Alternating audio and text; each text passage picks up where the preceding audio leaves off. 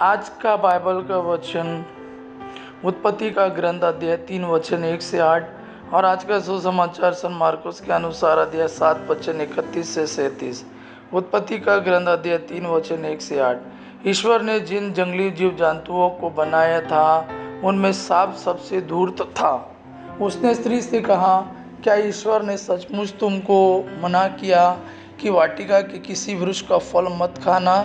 स्त्री ने सांप को उत्तर दिया, हम वाटिका के वृक्षों के फल खा सकते हैं, परंतु वाटिका के बीचों बीच वाले वृक्ष के फलों के विषय में ईश्वर ने यह कहा, तुम उन्हें नहीं खाना, उनका स्पर्श तक नहीं करना, नहीं तो मर जाओगे।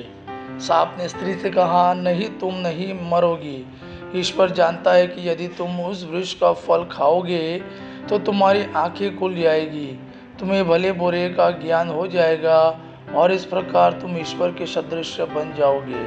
अब स्त्री को लगा कि उस वृक्ष का फल स्वादिष्ट है, वह देखने में सुंदर है और जब उसके द्वारा ज्ञान प्राप्त होता है तो वह कितना लुभावना है। इसलिए उसने फल तोड़कर खाया। उसने पास खड़े अपने पति को भी उसमें से दिया और उसने भी खा लिया। तब दोनों की आंखें खुल गई और उन्हें पता चला कि वे नंगे हैं। इसलिए उन्होंने अंजीर के पत्ते जोड़ कर अपने लिए लंगोट बना लिए। जब दिन की हवा चलने लगी तो पुरुष और उसकी पत्नी को वाटिका में टहलते हुए प्रभु ईश्वर की आवाज़ सुनाई पड़ी और वे वाटिका के वृक्षों में प्रभु ईश्वर से छिप गए। आज का सुसमाचार सन मार्कुस के अनुसार अध्याय 7 वचन 31 से 37। ईसा तिरुस प्रांत से चले गए। वे सीदोन होकर और देकापोलिस प्रांत पार कर गलीलिया के समुद्र के पास पहुंचे। लोग एक बहरे गूंगे को उनके पास ले आए और उन्होंने यह प्रार्थना की कि आप उस पर हाथ रख दीजिए। ईसा ने उसे भीड़ से अलग एकांत में ले जाकर उसके कानों में अपनी उंगलियां डाल दी और उसकी जीभ पर अपना थूक लगाया।